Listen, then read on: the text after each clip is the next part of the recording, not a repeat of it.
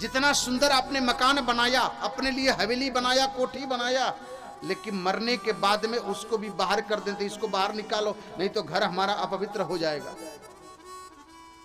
तुरंत उसको घर से बाहर करते हैं, अरे निकालो निकालो अपवित्र हो जाएगा।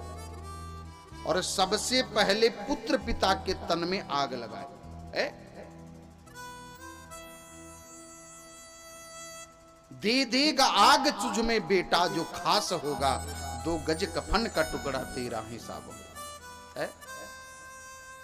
क्या जीवन है प्यारे, कि जिंदगी एक किराए का घर है,